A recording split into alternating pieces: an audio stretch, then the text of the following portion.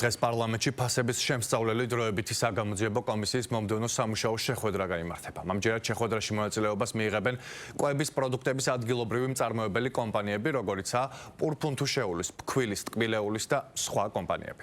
საუბარი ბაზრის სტრუქტურის, ფასწარმოქმნის ჯაჭვის და სექტორის საოპერაციო პროცესების გარშემო წარიმართება.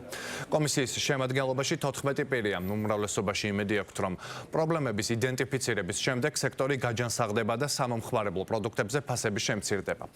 ოპოზიცია კი ქართული ოცნების პოლიტიკას აკრიტიკებს და ფარსს უწოდებს.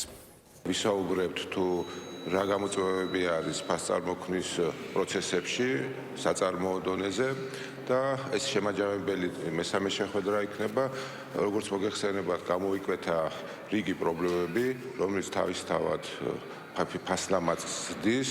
ამ შეხვედრის შემდეგ ჩვენ გვექნება შემაჯამებელი ანალიზი და შემდეგ უკვე გადავალთ ფასწარმოქმნის ჯაჭვის შემდეგ რგოლზე, რომელიც გახლავთ უკვე იმპორტიორები და დისტრიბიუტორები და შემდეგი შეხვედრები გვექნება მათთან. ჩვენი მიზანი არის, რომ ფასწარმოქმნის ჯაჭვის სრულყოფილად შევისწავლოთ.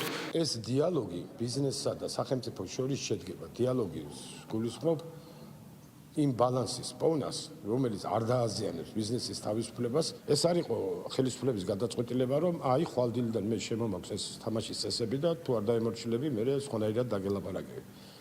ეს იყო შემდეგი, რომ მე ამ გზას ვადგავარ, მოდი დავსხდეთ და ერთად მოვიფიქროთ, როგორ შეიძლება ამ მიმართულებით წარმატების მიღწევა.